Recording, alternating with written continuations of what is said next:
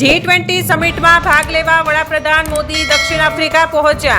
દક્ષિણ Africa G20 leaders સમિટમાં ભાગ લેવા વડાપ્રધાન નરેન્દ્ર મોદી શુક્રવારે જોહાનિસબર્ગ પહોંચ્યા હતા. ગોન્ટિંગમાં વોટરક્લુઝ એરફોર્સ બેઝ પર મોદીનું ઉષ્માભર્યું અને ઔપચારિક સ્વાગત કરાયું હતું. દક્ષિણ આફ્રિકન એરફોર્સ રેડ કાર્પેટ સલામી સાથે સ્વાગત કર્યું હતું. મોદી G20 સમિટના ત્રણેય સેશનમાં સંબોધન કરશે અને વિશ્વના અનેક નેતાઓ સાથે દ્વિપક્ષીય બેઠકો યોજશે. વડાપ્રધાન નરેન્દ્ર મોદીએ જણાવ્યું હતું, તેઓ મુખ્ય વૈશ્વિક મુદ્દાઓ પર વિશ્વના નેતાઓ સાથે ફળદ્રુપ ચર્ચાઓ માટે આતુર છે. અમારું ધ્યાન સહયોગને મજબૂત કરવા, વિકાસની પ્રાથમિકતાઓને આગળ વધારવા અને તમામ માટે સારું ભવિષ્ય સુનિશ્ચિત કરવા પર રહેશે. આફ્રિકામાં પહેલી વખત G20 સમિટ યોજાઈ રહી છે. 2023માં ભારતના પ્રમુખપદ દરમિયાન આફ્રિકન યુનિયન G20નું સભ્ય બન્યું હતું. શિખર સંમેલન દરમિયાન પ્રધાનમંત્રી જોહાનિસબર્ગમાં હાજર કેટલાક નેતાઓ સાથે દ્વિપક્ષીય બેઠકો કરશે. તેઓ ભારત, બ્રાઝિલ અને દક્ષિણ આફ્રિકાના એમ 3 દેશોના સંગઠન IBSAની 6ઠ્ઠી સમિટમાં પણ હાજરી આપશે.